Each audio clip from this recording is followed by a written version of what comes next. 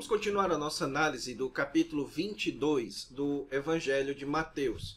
Esse capítulo, eu já tenho explicado para vocês, é o capítulo que tem tratado aqui da questão da rejeição de Israel ou das autoridades judaicas para com Jesus, certo? O capítulo 21 já tinha iniciado isso. Então, no capítulo 21, Jesus começa a contar uma série de 3 parábolas que exibem essa rejeição das autoridades de Israel para com Jesus. A primeira parábola, a parábola dos 2 filhos, a segunda parábola, a parábola dos trabalhadores da vinha, e a terceira parábola, agora no começo do capítulo 22, que é a parábola das bodas. E eu expliquei para vocês na aula passada que essa parábola das bodas é uma das que mais explica no Evangelho de Mateus a respeito da natureza do reino, focando mais na questão da rejeição. Então ela mostra que o reino de Deus ele é implementado em etapas. Você tem a etapa do convite, depois você tem a etapa da celebração sem o rei e depois a etapa da celebração com a presença do rei. A etapa do convite foi marcada pela rejeição e o resultado dessa rejeição é a destruição de Jerusalém, ali no ano 70, e da própria nação de Israel, certo? Esse é o resultado da rejeição. Então você tem o período da celebração sem a presença do rei, que é o período da Igreja Apostólica e especialmente o período em que o reino ele é implementado no mundo todo, mas ele não é reconhecido pelo mundo todo. E então, quando o rei vem no futuro, ele então promoverá um juízo e a salvação daqueles que foram ou que serão chamados de os escolhidos, certo?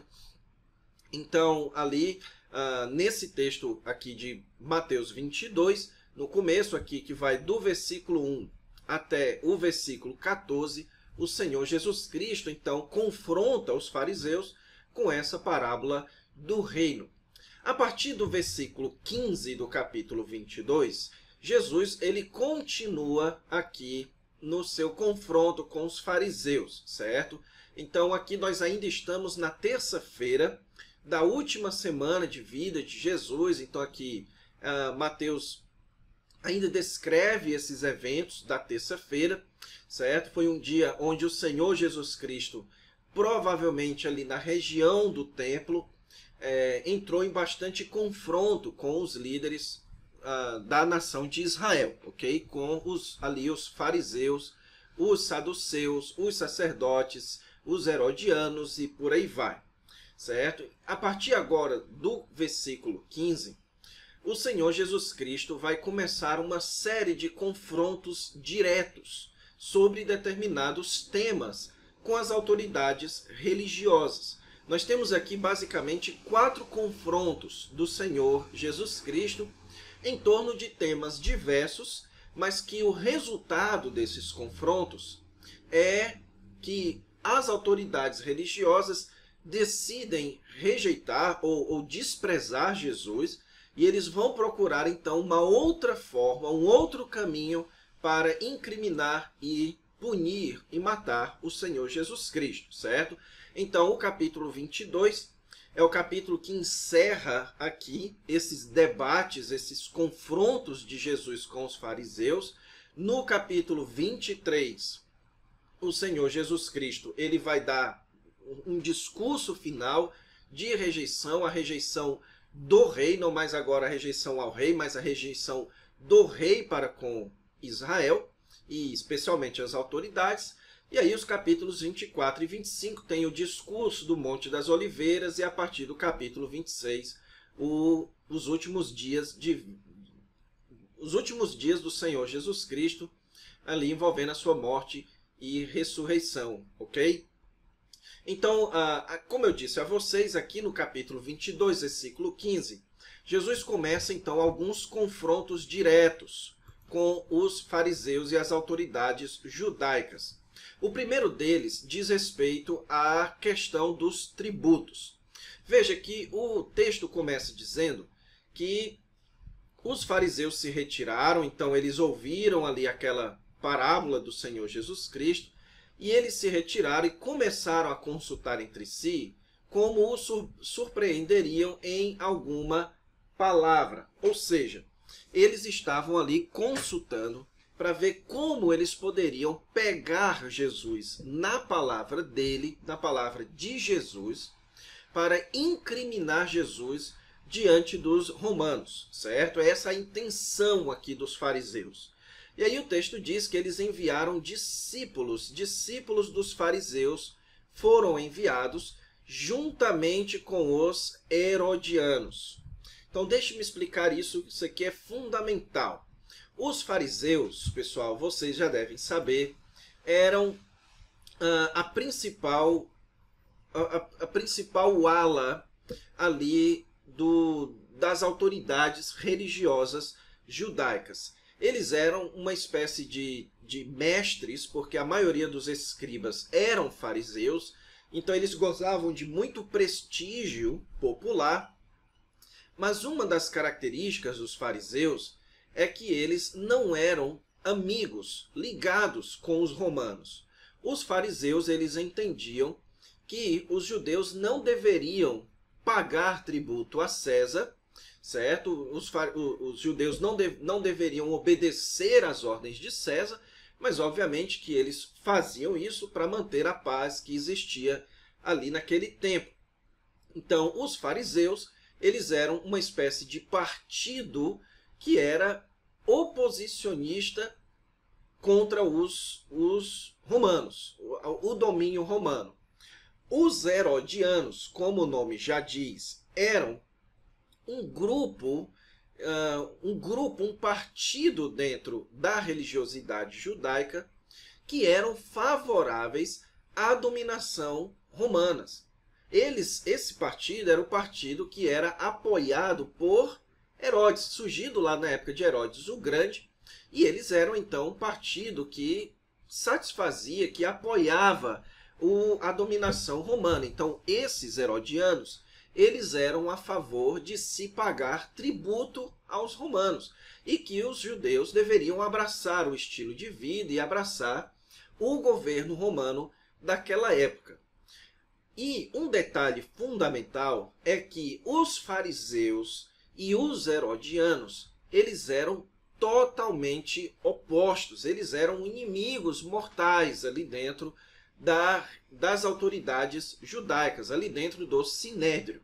Ok? Então, o principal partido oposto, e quando eu digo principal não me refiro ao maior ou mais influente, mas com as ideias mais distintas, era o partido dos herodianos, era o grupo dos herodianos. E o que o texto então está nos dizendo é que houve uma união, uma trégua entre fariseus e herodianos para tentar incriminar Jesus. Então, todos os partidos, todas as autoridades judaicas estavam unidas, mesmo aquelas que eram bem opostas, contra o Senhor Jesus Cristo. Seria como se, no modelo americano, os republicanos e os democratas, os republicanos e os democratas começassem a se unir em torno de uma mesma pauta, ou se, como aqui no Brasil, a esquerda e a direita começassem a se reunir em torno de uma mesma pauta. Então era isso que estava acontecendo ali, aqueles dois grupos reunidos em torno de uma mesma pauta, que era a pauta, a agenda de incriminar Jesus diante dos romanos. E eles começam, então, aqui no versículo 16, com uma ação hipócrita. Eles começam bajulando a Jesus, dizendo: sabemos que és verdadeiro, que ensinas o caminho de Deus, de acordo com a verdade, sem te importar com quem quer que seja, porque não olhas a aparência dos homens. O que eles não reconhecem aqui? Eles não reconhecem Jesus como o Messias. Eles, no máximo, aqui, estão fazendo afirmações que colocam Jesus como um mestre ou como um profeta de Israel, certo? Mas o Messias, eles não chegam a este ponto. E eles então fazem a seguinte pergunta: é lícito pagar tributo a César ou não? Então, por que que essa pergunta aqui, ela colocava Jesus numa situação surpreendente? Era esse o objetivo deles. Então, por que que isso daqui colocaria Jesus numa situação difícil? Primeiro, porque se Jesus dissesse que não se deve pagar tributo a César, ele estaria favorecendo o grupo dos fariseus, mas ele então se colocaria na posição de inimigo de Roma, de inimigo de César, e os fariseus e os herodianos então utilizariam isso contra Jesus, para que Jesus então fosse punido pelos romanos. Agora, se Jesus favorecesse a opinião dos herodianos e dissesse que sim, que era lícito que os judeus pagassem tributo a César, então Jesus seria encarado como inimigo do povo, como inimigo, como traidor do povo, porque a grande maioria do povo seguia os fariseus, seguia a opinião dos fariseus. Então a situação do Senhor Jesus Cristo é aquilo que nós chamamos hoje de aparente sinuca de bico, certo? Eles chegam com dois partidos e duas opiniões, perguntando para Jesus qual das duas opiniões Jesus aprova, certo? Então, como se eles estivessem querendo que Jesus resolvesse aquela controvérsia, mas na verdade eles queriam pegar Jesus em uma arapuca. E o Senhor Jesus Cristo identifica isso. No versículo 18, o texto diz que Jesus conhecia a sua malícia. Então, o Senhor Jesus Cristo sabia das intenções incriminatórias daqueles dois grupos. E então, Jesus responde para eles o seguinte: por que me experimentais, hipócritas? Então, veja que Jesus aqui, mais uma vez, se dirige aos fariseus e aos herodianos como hipócritas, ou seja, eles estavam ali externamente reverenciando, dando respeito para Jesus, mas internamente a intenção deles era pegar Jesus. Isso é uma característica daqueles que são hipócritas. E aí o texto então nos diz qual foi a resposta de Jesus. Jesus pediu uma moeda do tributo, trouxeram então ali para ele um denário. Você deve se lembrar ali que o denário era uma moeda típica da época e referente a um dia de trabalho. Então trouxeram para ele um denário. Jesus então perguntou de quem é a efígie e a inscrição, e eles disseram que era de César. Ou seja, com isso Jesus está estabelecendo a seguinte verdade: Israel, ou a nação, está sujeita à autoridade dos romanos, certo? Então, politicamente falando, nós estamos sujeitos às autoridades e às leis romanas. Portanto, aí Jesus diz: dai a César o que é de César. Então, esse dinheiro aqui, ele pertence ao imperador. Ele, portanto, está circulando em nosso meio como um sinal de que nós estamos politicamente sujeitos ao imperador. Então, nós precisamos nos sujeitar aos governantes, às autoridades humanas. Porém, a sujeição às autoridades romanas, ela não é a única esfera de sujeição que nós nos encontramos.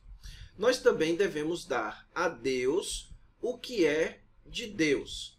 Então, aqui alguns teólogos acreditam que Jesus estaria se referindo à imagem de Deus em nós, ok? Então, como a imagem de Deus está em nós, nós devemos dedicar a nossa vida a Deus, ok? Então, isso aqui é possível que isso seja uma aplicação, mas o que Jesus está dizendo é que nós estamos sujeitos à esfera de autoridade romana e nós estamos sujeitos à esfera de autoridade de Deus. E quando Jesus, então, faz isso, quando Jesus dá esse tipo de resposta, ele está, então, equilibrando aqui essas duas esferas de autoridade a qual os homens estão sujeitos. E quando ele faz isso, ele confronta tanto herodianos quanto fariseus. Ele confronta herodianos que eram extremamente preocupados em agradar aos romanos, e ele confronta os fariseus que eram extremamente preocupados em agradar a Deus, mas não agradavam. Então, o resultado disso é que eles se admiraram e, deixando-o, se foram. Então, o Senhor Jesus Cristo conseguiu responder de uma forma que envergonhassem aqueles que queriam envergonhar a Jesus.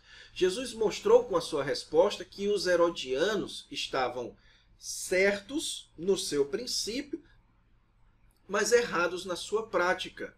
A mesma coisa os fariseus. Os fariseus estavam certos no seu princípio de querer agradar a Deus, de que Israel era uma nação que pertencia a Deus e que, portanto, não deveria se sujeitar aos homens, mas estava errado na prática. Então, eles eram hipócritas porque as suas crenças e as suas opiniões eram meramente externas e elas não se concretizavam na prática, ok? O segundo confronto de Jesus, aqui a partir do versículo 23, agora Jesus vai confrontar-se com a seita dos saduceus. Então, como eu já expliquei para vocês, os saduceus eram, na sua maioria, os sacerdotes, ou na verdade, ao contrário, a maioria dos sacerdotes eram saduceus. Então, os saduceus eram um partido religioso ali do Sinédrio, que era composto, na sua maioria, pelos sacerdotes. E uma das características dos saduceus é que eles só aceitavam os 5 primeiros livros do Antigo Testamento. Por conta disso, eles eram marcados por uma série de crenças a respeito, por uma série de crenças muito distintas das crenças dos fariseus, que aceitavam todos os livros do Antigo Testamento. Uma das crenças que os saduceus tinham é que a morte é o fim, então não haveria ressurreição. A pessoa morreu, acabou. Okay? Então essa era a crença deles, por se basearem apenas nos 5 primeiros livros do Antigo Testamento, eles não tinham então material suficiente para crer na crença da ressurreição. Então, eles vão questionar a Jesus a respeito dessa temática. E o propósito aqui dos saduceus, dessa vez, é ridicularizar Jesus. Porque a questão que eles colocam aqui para Jesus não seria capaz de condenar Jesus à morte, mas seria capaz de condenar o ensino de Jesus ali no templo, certo? Então, eles tentam colocar Jesus numa posição de ridicularização ao fazer esse tipo de pergunta. Pois veja, a pergunta deles coloca a seguinte hipótese: se alguém morrer não tendo filhos, seu irmão casará com a viúva e suscitará descendência ao falecido. Isso daqui refere-se à chamada lei do levirato, ok? A lei do levirato, colocado lá no livro de Deuteronômio, diz respeito a isso. Se um homem morre, se um homem casa com uma mulher e morre, para manter o seu nome e a sua descendência, o irmão tem o direito de casar com essa mulher. Isso aqui é chamado de lei do levirato. Ora, então eles propõem 7 irmãos. O primeiro, tendo casado, morreu, não tendo descendência, deixou sua mulher para o seu irmão. E isso aconteceu com o segundo, com o terceiro e até o 7º. E depois de todos eles, morreu também a mulher. Ou seja, aquela mulher casou com 7 homens, até que os 7 morreram e ela mesma morreu, um atrás do outro, certo? A pergunta então deles é a seguinte: na ressurreição, de qual dos 7 será ela esposa? Porque todos a desposaram. Então, a pergunta aqui dos saduceus, ela manifesta 2 pressupostos básicos. O primeiro pressuposto é que existe uma contradição, porque quando houver a ressurreição, será aqui uma continuidade do tempo presente. E então, se é uma continuidade do tempo presente, de quem aquela mulher será esposa? Então, a primeira pressuposição deles é que a ressurreição ela envolverá a continuidade do tempo presente.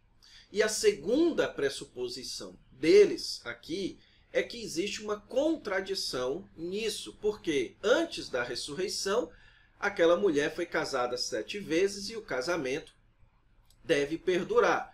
Depois da ressurreição, naturalmente, o mais lógico é que ela ficasse casada com o último homem com que ela esteve, mas quem tinha o maior direito era o primeiro. Então existe aqui uma contradição e eles então aparentemente querem exibir essa contradição para Jesus e colocar Jesus numa posição de ridicularizado. Suas crenças eram ridicularizadas.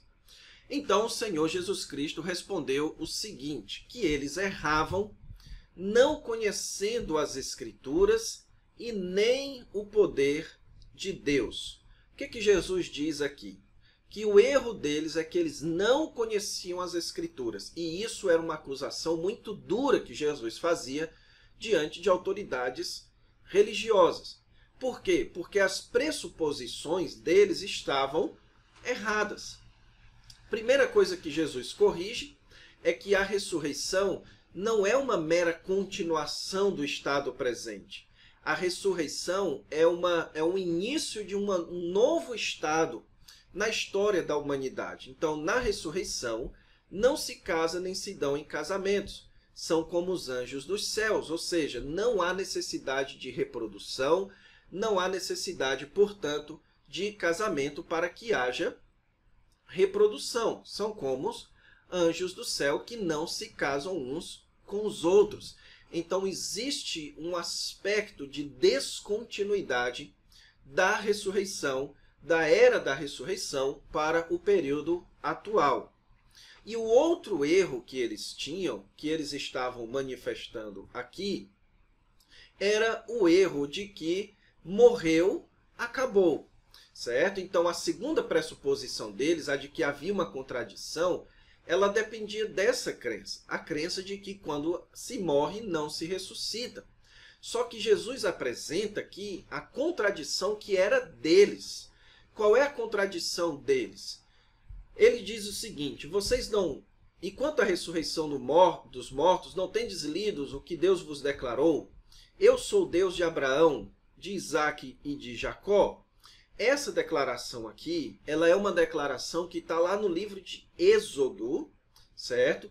E que, para os saduceus, eles criam nos 5 livros, eles criam no livro de Êxodo, e aqui Abraão, Isaque e Jacó já haviam morrido.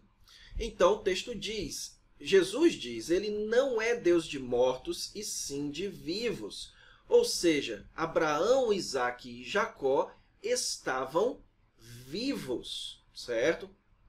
Então Jesus aqui mostra para eles que se eles criam que a morte era o fim, que portanto não haveria ressurreição, então como eles explicariam o fato de Deus dizer no tempo presente, muito depois da morte de Abraão, Isaque e Jacó, que ele era o Deus de Abraão, Isaque e Jacó? Então, ao confrontar aqui os saduceus, Jesus é que coloca os saduceus em uma posição ridicularizada no meio do povo. O texto diz que as multidões se maravilhavam da sua doutrina. Antes da gente prosseguir, pessoal, só um pequeno comentário aqui. É que é muito comum que as pessoas digam o seguinte, que Jesus está falando que no céu nós somos como os anjos. Certo? Jesus aqui não está falando do céu. Jesus está falando aqui da ressurreição, ok? Na ressurreição. Ou seja, na chegada do Messias lá no futuro, naquela era da ressurreição, em que então todos serão ressuscitados para reinar neste mundo com o Messias, é nessa era que Jesus aqui está se referindo, certo? Aqueles que ressuscitam dentre os mortos, eles vivem agora em um estágio, em um estado em que eles não precisam se reproduzir e que, portanto, não há necessidade de casamento, ok? Em segundo lugar, outros também cometem o erro de falar que o Senhor Jesus Cristo aqui está dizendo que os homens se tornam anjos. Mas o Senhor Jesus Cristo está falando de não se casar como os anjos, ok? Então, Jesus não está dizendo que os seres humanos se tornam assexuados como os anjos são. Não, Jesus está falando aqui que os seres humanos eles passam a não necessitar casamento como os anjos também não necessitam, ok?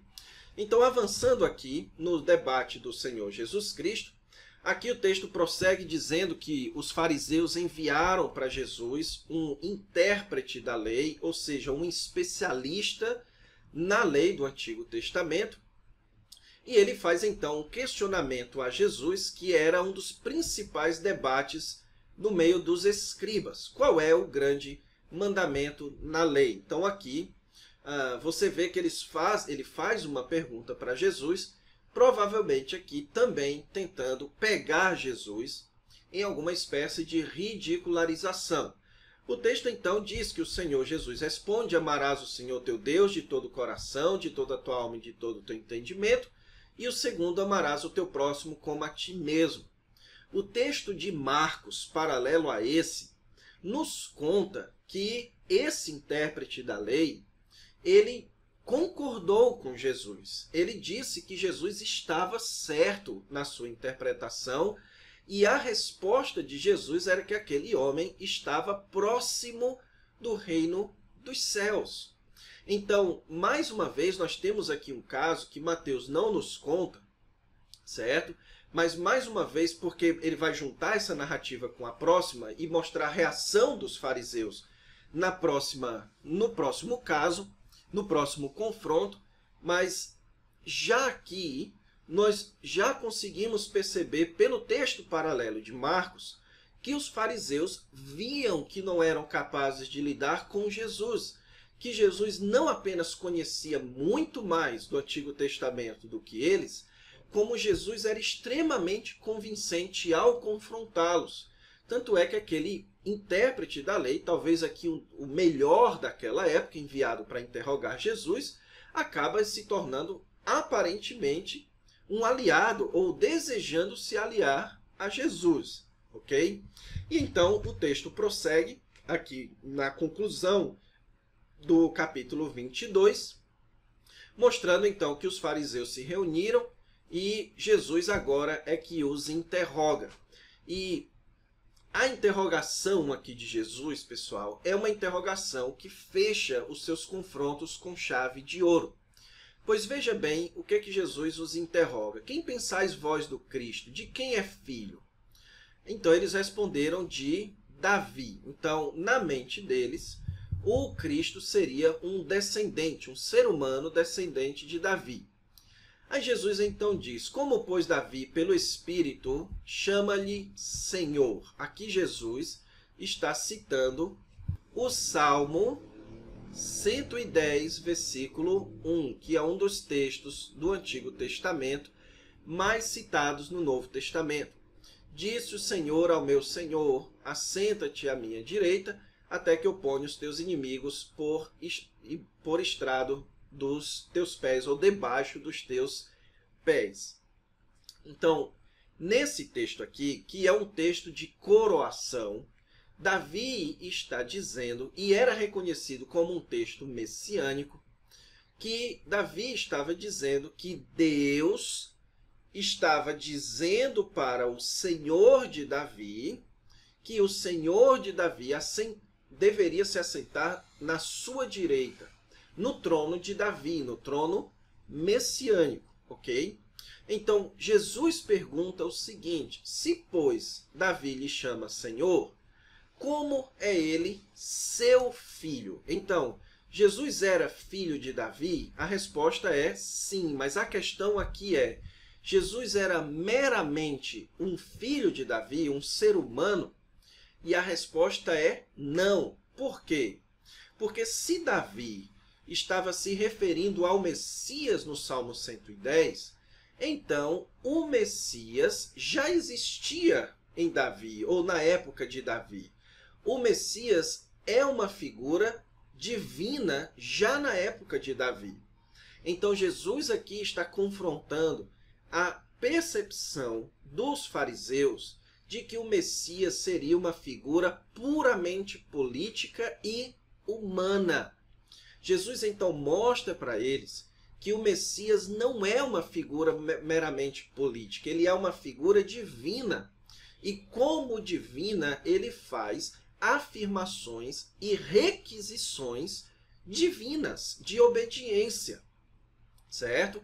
Então, quando Jesus diz isso para os fariseus, o texto diz que os fariseus não lhe podiam responder a palavra, nem ousou alguém, a partir daquele dia, fazer-lhe perguntas. Então, aqui encerra o confronto dos fariseus e das autoridades religiosas contra Jesus, e eles então vão procurar outras formas de incriminar Jesus. O que nós vemos aqui, pessoal, então no capítulo 22, é que o confronto de Jesus com aqueles homens é o confronto de Jesus com os homens de hoje.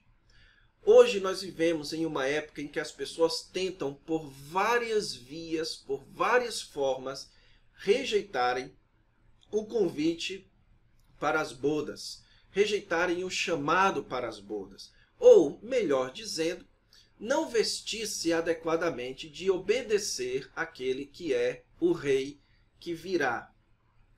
Certo? Então, os homens de hoje são muito parecidos com os fariseus daquela época. Eles se enchem de questionamentos para esconder a rejeição que existe no seu coração. Uma questão de autoridade que existe no coração. Eles não querem se submeter à autoridade de Jesus. Então eles questionam Jesus de diversas formas, de diversas maneiras, para esconder a rebeldia contra Deus que existia em seus corações. E é sobre isso que Jesus vai falar no capítulo 23.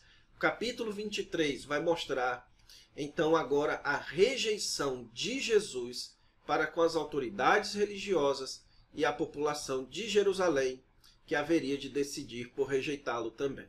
Ok? Então, fique com Deus e até a próxima aula.